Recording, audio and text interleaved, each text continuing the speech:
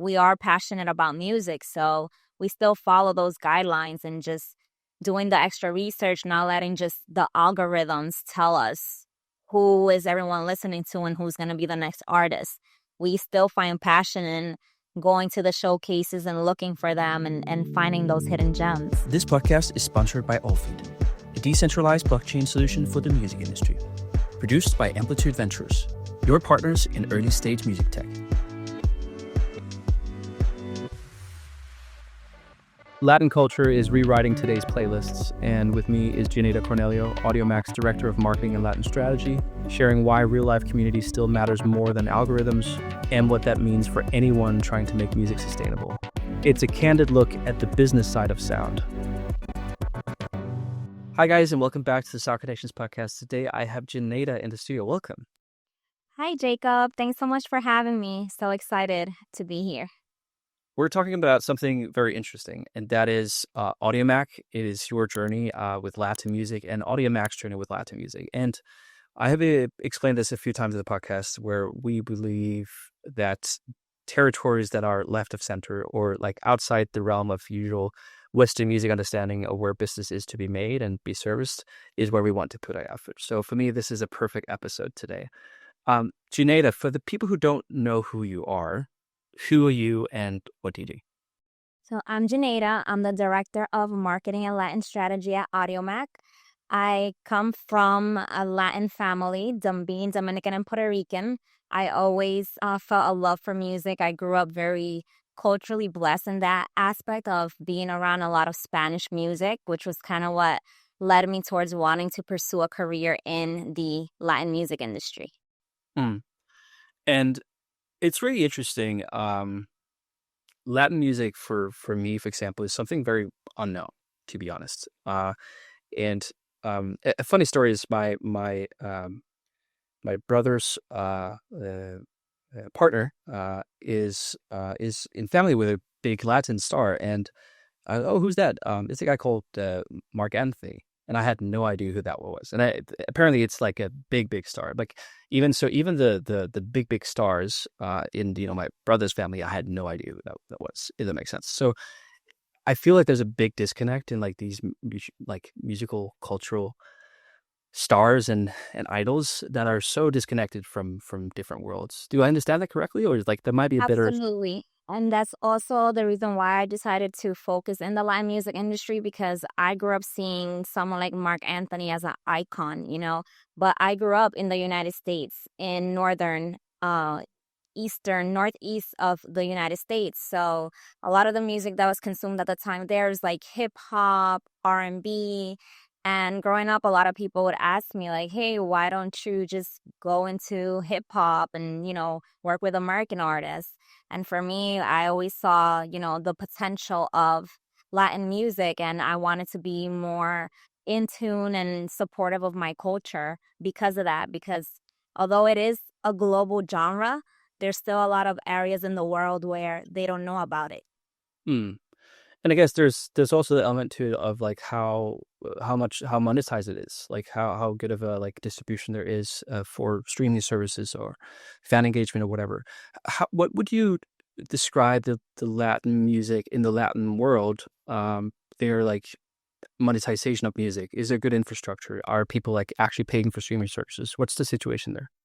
Absolutely. Just these last couple of years, we've seen in AudioMack alone a 19% increase of Latin consumers and a growth in the Latin market. So definitely, I feel like right now with artists like Bad Bunny, who are helping with the globalization of the genre, there's people everywhere, even those that may not know or speak Spanish, that are consuming Spanish music. So we've seen a lot of growth recently, and I feel like it's still a pretty new thing that's happening. So there's still a lot of potential for growth there. Yeah, it's so interesting. And again, I'm totally exposing myself and my lack of knowledge of music, but there's this Spanish-speaking band from Latin America that I've been listening to a lot, and it's so foreign to me that I can't even remember the name as I'm speaking about it. They had this small desk sort of concert, like two guys, like really funny. And for me, that's just been repeat in my life. But again, that's the thing. Like, it's so foreign for me. Like, I can't even tell you what their name is. I can find it again on TikTok and that kind of stuff. But like, it's so distant. But there is a whole world of music, and I think a lot of our audience, or most of our audience, does not come from Latin America, or I would assume make a living out of Latin music.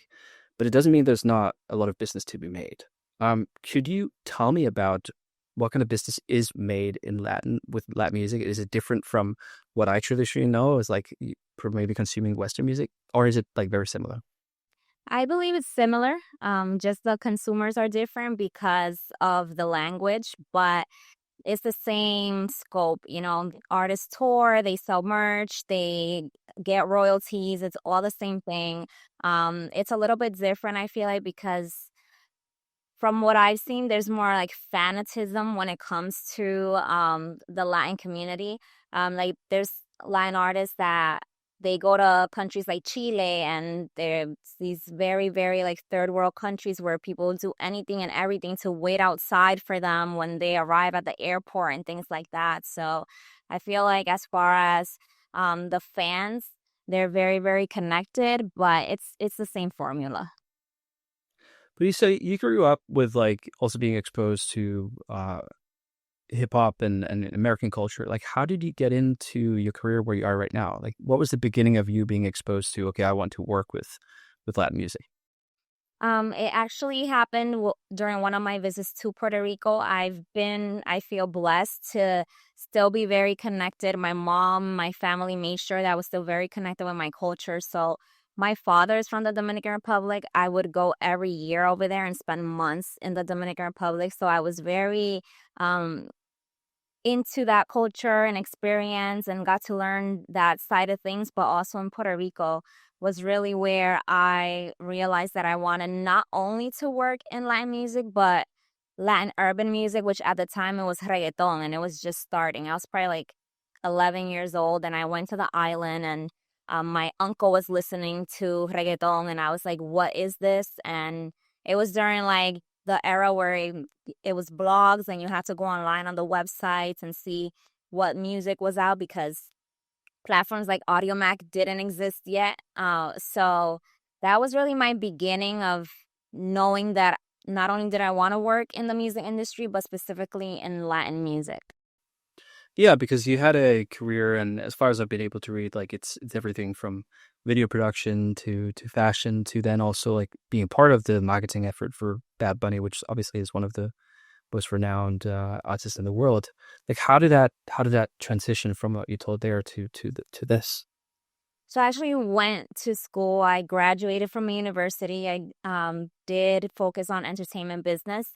So because I worked full time at the time, like that's kind of the different structure of education in America, where a lot of people are working and going to school because they have to provide and pay a lot of times out of pocket for their education. I was working full time, nothing related to music, but since I couldn't get an internship within the music industry while I was in college, I started just networking, going to different like clubs and bars and seeing who I would meet with. A lot of times these artists would perform or host at different clubs. At the time I was living in Miami, so I got to connect with a events marketing company who would bring these artists to this venue in Wynwood, which is like the art district of Miami. And they just offered me opportunity to start doing social media for them. And I was able to meet a lot of artists, connect with artists, and also with people who worked in the music industry, like in the background. And that's kind of how I got my foot in the industry. I met someone who was a videographer, and they connected me to a music video director who gave me the opportunity then to work as a production assistant. I did that for a while. Again, it was through networking. I got to meet a lot of different people, and at an event was where I met someone who worked at AudioMack at the time, who ended up becoming my boss for many years.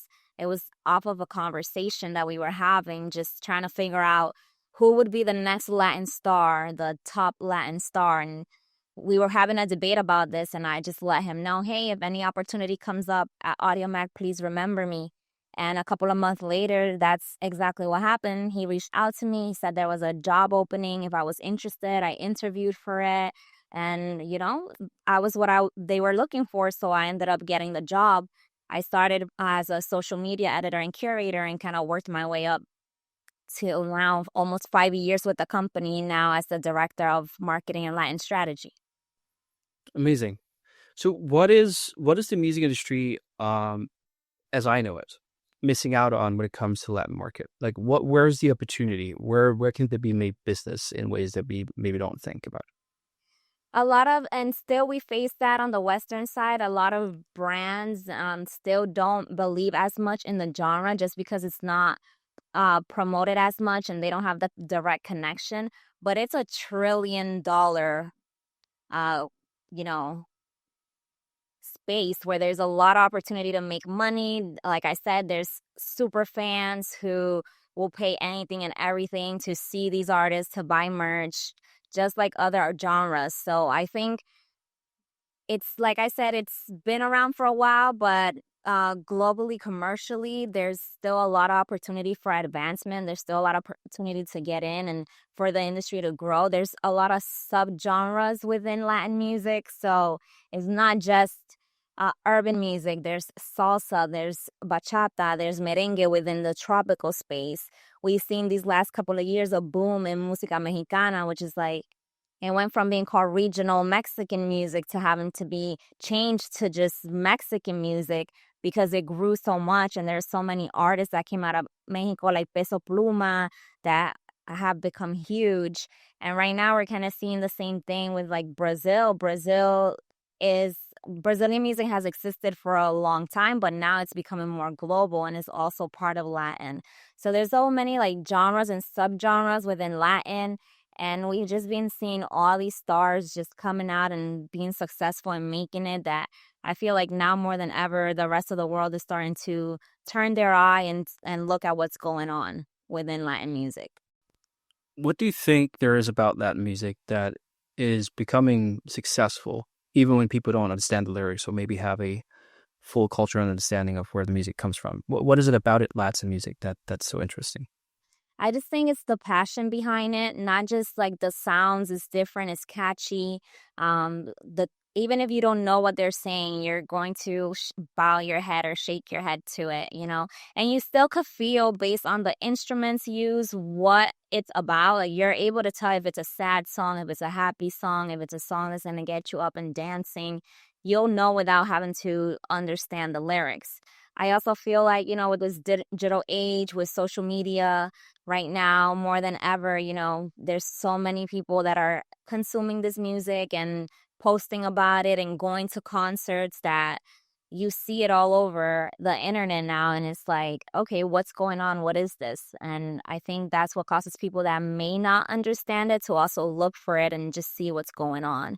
Especially, like I said, our main example is Bad Bunny. He's created so many historic moments. He's done so many things like collaborations with Calvin Klein recently that went like global and viral. And he was like the first artist to do a residency in Puerto Rico. He sold out like 30 dates this summer. And he is just bringing so much like to the economy, to his island too. So he's just in the news breaking these records and doing all these amazing things that I feel like you're bound to see it and you're bound to know what's going on. It's really fascinating. How do you go about marketing that? Like, what are the things you play on to make sure that this sort of gets exposed? I just think it's the authenticity, like creating those super fans. The music industry for a while, it focused a lot on numbers, on like streams, and like I have to do these campaigns to be able to get numbers. And we've seen a shift in that where it's more about the connection with the fans. The fans want to know about the artist, they want to know what's going on. So it's creating that relationship again and going back to what we call those super fans that are always going to be looking for what's happening with their favorite artists. Mm. My reference to sort of the ideal environment to monetize fandom is Asia, Southeast Asia, and for me that's been incredibly fascinating to follow. How would you compare that in Latin America and how you would approach superfans compared to what they're doing? Like, is it fundamentally different, or like, could you inform me that? Not at all. It's similar. They create these communities of for their fandom. It's like even Karol G, she goes through moments where she picks a color. Like she did great marketing recently where she disappeared all this year. She hadn't posted anything. And then a couple of days ago, she finally appeared again, and it was to announce this documentary that she's doing with Netflix. But she changed her color. So her one of her icons is a mermaid, but her actual like picture on Instagram has an orange background and her hair color is more orange now. So everyone's talking about how she's entering her orange era. And this started like she went through her blue era, her red era, her pink era. So now she's going through her orange era. And I feel like Latin artists are connecting a lot with that, with colors. There's also this artist named Fade, which like his whole entire branding is based off of the color green. And he calls himself like the Green Goblin. And you see the fans go to their shows and dress like them and wear the wigs. When Carol had like blue hair, she did this whole thing where like everyone would go to her concerts with blue wigs. Right now, Rauw Alejandro, he released a project where it's very focused on like the 70s New York era. And he has a lot of elements of music at that time, and everyone's dressing up like that era. So it's just creating that community, giving them like something like that to look forward to and to be a part of. It's really cool to see. For me, I sort of comparing with where I live right now in Norway, like just using an analogy of food, like it's very rare you use anything other than salt and pepper, and even pepper, that's not something you use a lot. So it's basically just salt. Basically, there's not a lot of flavor to the food. There's not a lot of nuance to it, and obviously in other parts of the world, the flavors, the experimentation, that whole culture of expressing yourself through food, culture, um, uh, just voices and dances is very different from sort of the part of the world that I'm from, which for me is also really really interesting because I guess that's a part of what is really interesting about that music is that self-expression. How do you see that translate to other cultures? Like, is it hard for people to grasp the Latin culture and Latin music, or is it something that naturally occurs? Not at all. I think that people are fascinated by it, and that's kind of like what clicks with other places around the world that don't necessarily, you know, are of our culture, but want to know of our culture. They see it's like they say, no matter what we're going through, we're known for being very happy, for celebrating, always having a good time. So I feel like that's also what attracts people around the world just to be in that energy as well. So yeah, you said it very well. It's like the flavor. Yeah, yeah, and but again, do you feel like people that are exposed to this, maybe like that hasn't been exposed to it before, are they bystanders that are fascinated, like with some sort of FOMO, or do people like also fairly quickly participate in that expression culture? How do you see this happening? I think it's a little bit of both. I think FOMO definitely sums it up because, like I said, the internet does a great job of showing you what's happening. So a lot of our artists have gone viral because of that, because they're creating these experiences for their fans, and then other people are looking at what's happening and they kind of want to be a part of it too. So they start doing their own research and seeing what's happening, and they end up fascinated and wanting to be a part of it as well. Mm. For me, that's one of the most interesting things with these sort of cultural differences is as the internet and algorithms are exposing people to new flavors, there seems to also be emerging markets that are thriving from that. I guess one of the missions of AudioMack is also exposing or bringing new music from maybe underexposed areas to other areas to expose it out. How do you go about deciding what to promote or stand behind as AudioMack? Like, do you have any policies for that? Yeah, so in contrast to a lot of other, platforms, we have curators. I'm one of them. We actually sit there, we listen to the music, we research what's happening, what's going on.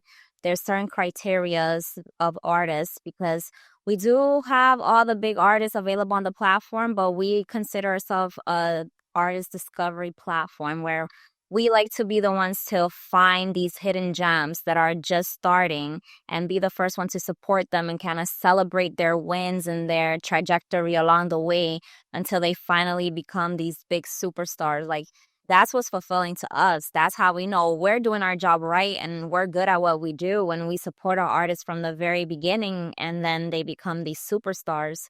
So I think it's not so much a formula. I just feel kind of like I have an ear for it in a sense, and that's kind of the same with other curators. It's not 100% of the time that we get it right, but for the most part we do. And when we do, it's like so just gratifying because it's like, yeah, I believed in this project from the beginning. You guys needed to catch up. So look what's happening with their career now. So it's cool. We do have different things that we do with the artists throughout, like I said, their levels of their career. It starts from, editorial support to adding them to our editorial playlist to maybe giving them a playlist cover, doing some type of original content with them along the way until they finally, blow up and just capture the rest of the world.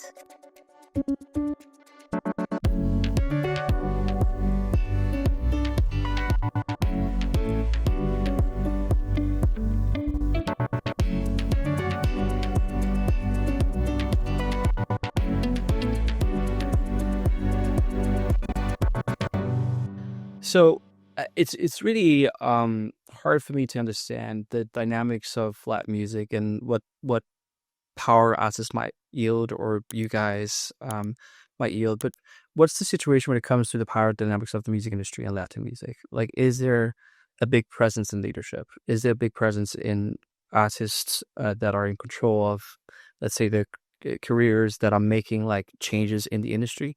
How is that positioned right now? Yeah, just say it's similar in the sense of like when you look at it from like these labels who are signing these artists, you have the major labels always, which is like the Sony, the Warner, the Universal, but we've also seen like a big momentum in like artists promoting independency and wanting to remain independent. So there's also came about these other like more boutique distribution companies that exist, like a 1RPM or a Symphonic. And for those listening to us that don't know what like a distribution company is, it's basically our partners who make sure that we get the music to be able to um, have it for the masses. So an artist creates a song, they partner or they find a distribution company, and there's like from like a very independent type of a distribution company like a DistroKid or a TuneCore to like a United Masters, 1RPM, Symphonic, who are more like independent distribution companies to more of like a 360 deal with a like a major label, like I mentioned, like a Sony or a Warner. So that's the different like channels that deliver us the music to be able to have it available for our listeners. And it really, we've just seen, a lot of artists is championing and wanting to stay independent. So they use these more like independent distribution company and don't focus so much on getting a record deal, maybe getting a distribution deal. And so yeah, it's like different now to see that, but it's similar to what's happening with like American artists, and I'm assuming artists in like Southeast Asia and in Europe. There's all these different avenues for them to get their music to the masses or the types of artists that they could be, whether independent or whether signed to a label. Do you believe that the independent mindset is more prominent in Latin music than others? I believe so. It's kind of the best example of that was Música Mexicana. Like I said, the recent explosion of Mexican music, a lot of them started off independent because their explosion really happened during the pandemic. So a lot of artists that depended on like touring and things like that and didn't focus so much on their royalties because they were signed. When the pandemic happened, they weren't making as much money because they couldn't tour. Whereas all these other independent artists that maybe they didn't get a big deal at the time, but they were surviving off of their royalties, they were still surviving during the pandemic and not necessarily having to tour. So that's kind of what promoted also, I believe, as far as Latin independency, because they needed to survive. So that's how things happen with Música Mexicana. A lot of them remain independent, but throughout the years they became so huge. They started, getting these offers, and some of them have transitioned to signing with major labels. But I feel like at the start you see that more. We see them like focusing more now on trying to remain independent as long as possible, so that when the time comes for them to do a deal with whoever, that makes more sense to them. Mm. Is the financial reality of an upcoming artist similar for Latin artists than it is for, let's say, other territories? Basically, there's financial differences around the world, and also the appreciation for audiences to support an artist or being able to make money from touring might also differ. What's the financial realities of trying to make a career as a Latin artist? Yeah, I think it all depends. A lot of artists is different. Some of them, they find someone who can invest in their career from the beginning, and they don't have to go through all those burdens. But I feel like it's similar. I mean, being an artist, eventually they are able to make a lot of money, but you spend a lot of money trying to make it. It's not all glitz and glamour. You have to, there's a lot of ways that you have to spend the money to be able to make the money and finally reach that point where you go viral or you're noticed by one of these companies that are going to give you a good deal. Mm. Yeah, no, it's really difficult. I don't think it's easy for anyone. What is the future of Latin music? Do you think that it's going to take an even bigger place than it has now? Because obviously it's been dominating charts for many, many years. But it seems like it's not slowing down, or like, what's your impression of the whole genre? Yeah, like I said, it's still starting. We're still at the beginning of it. So I see more growth. I see us capturing more territory around the world, more people listening to our music. And we have artists so far that we have seen those artists that have toured in places like Japan. That's like, wow, like our music made it this far. And I feel like there's still room and potential for that and to reach even more corners of the world. And what is AudioMack's role in that whole journey? Like, where are you guys in Latin America right now? Where are you present? What are you going for? Well, we're looking for the same thing. Like I said, we celebrate and we champion artists. So if we grow, they grow, and if they grow, we grow. We've always seen ourselves as a partner in our artist career and the artists that we champion. So that's really what it's all about. It's growing more and being able to kind of be a channel to funnel this music across more territories. Yeah, because that sort of approach you have, which is sort of very pro artist, and discovery is well, it's an interesting model. Like, it's not because there's anything wrong in the model, but like traditionally speaking, companies in the music tech space has grown differently than the way you're approaching now. Like, do you believe that is a viable method going forward? Like, that have like very hands on, very invested in the assets. Is that something AudioMack is going to continue doing?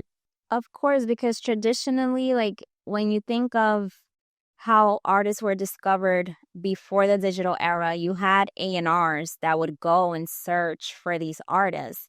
Now with the digital era, that doesn't happen as much because you can discover your next artist on a platform like TikTok and they go viral and things like that.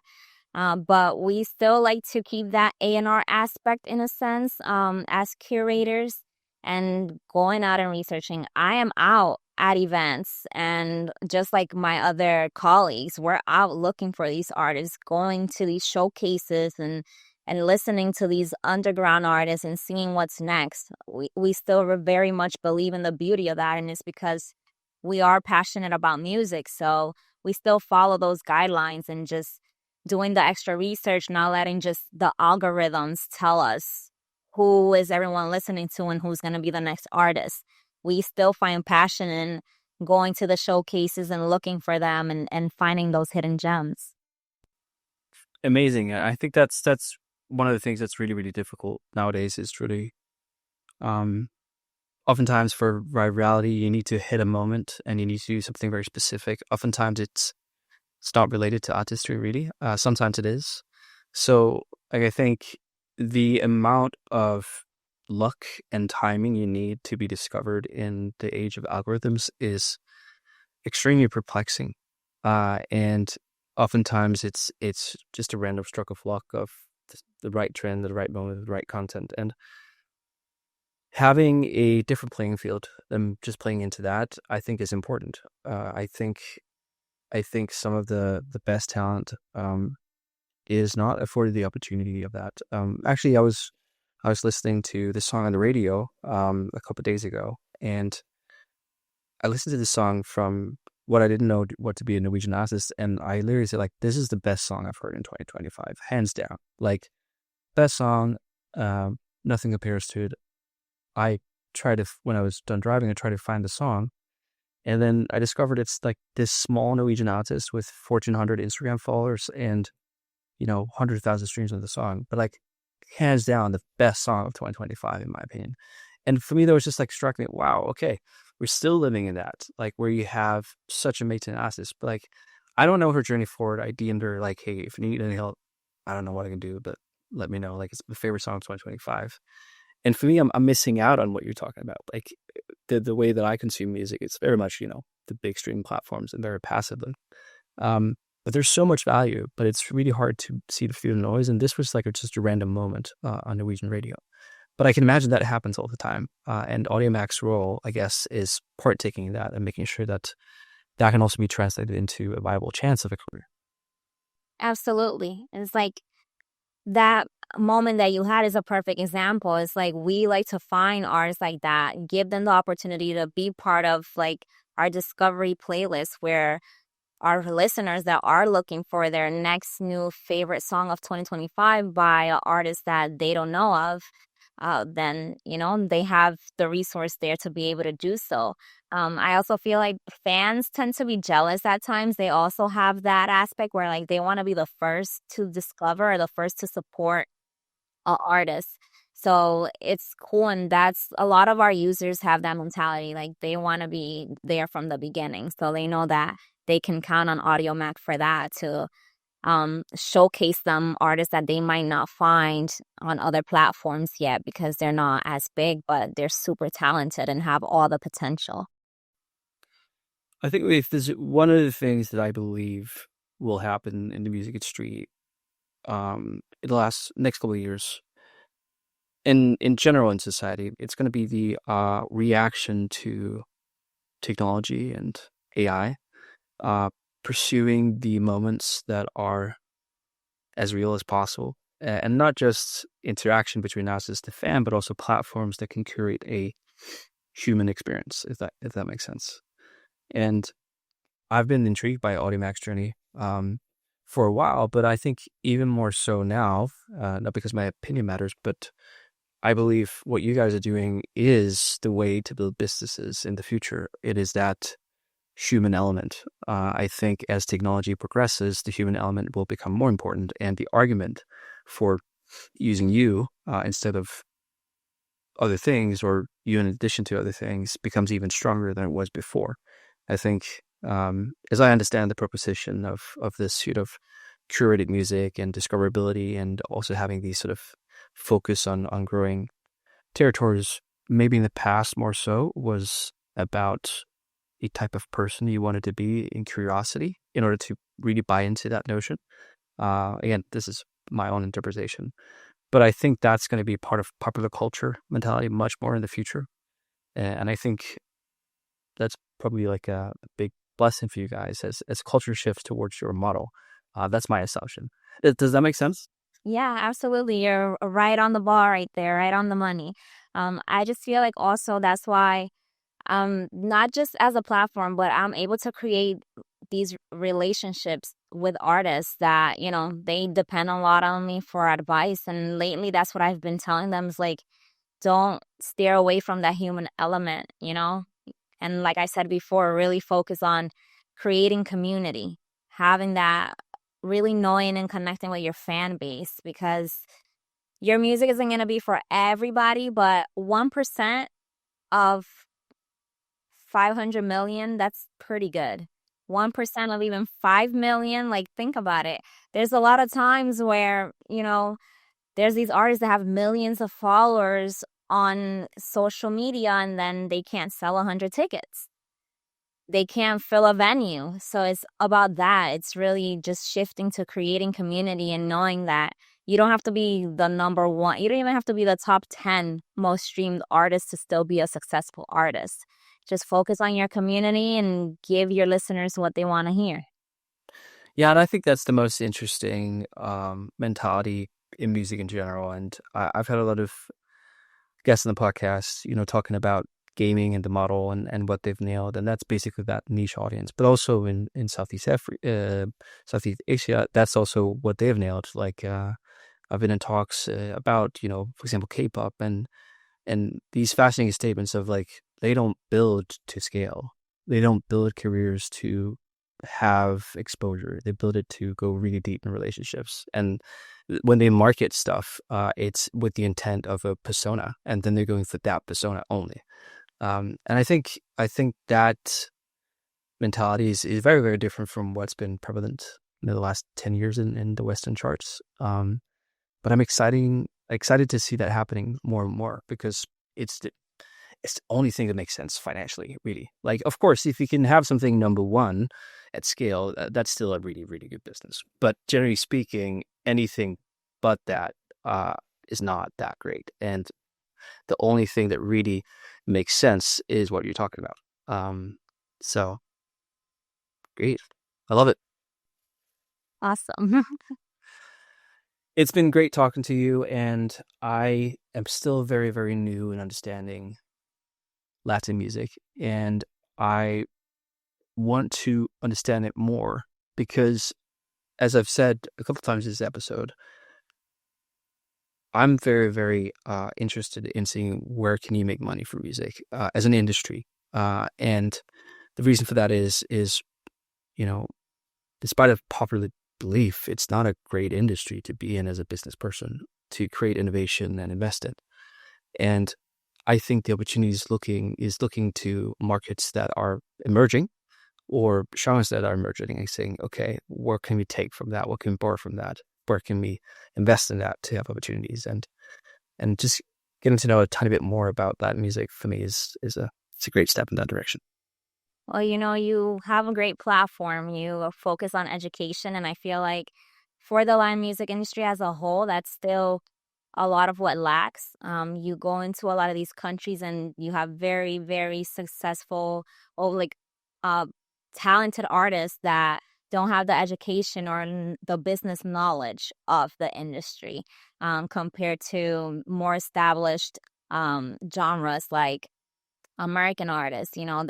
They have the business down pat, but that's still what's lacking when it comes to Latin. So there's also opportunity there. I'm big on educating artists. Like I said before, a lot of them come to me for advice. So that's a big avenue there, and it's still growing. So there's going to be more and more fans that are going to be consuming this music. So I'm excited. I know it's going to be even bigger than I can imagine. When I decided back in like 2007 that I really wanted to be involved with the Latin music industry, I knew in my heart that it was going to become what it is, but I had no idea that it was going to happen this way. So it's exciting, and I know that I'm just going to be able to see even more growth of the genre. Gineyda, thank you so much for your time. Thank you for being on the podcast. Well, thank you so much for having me.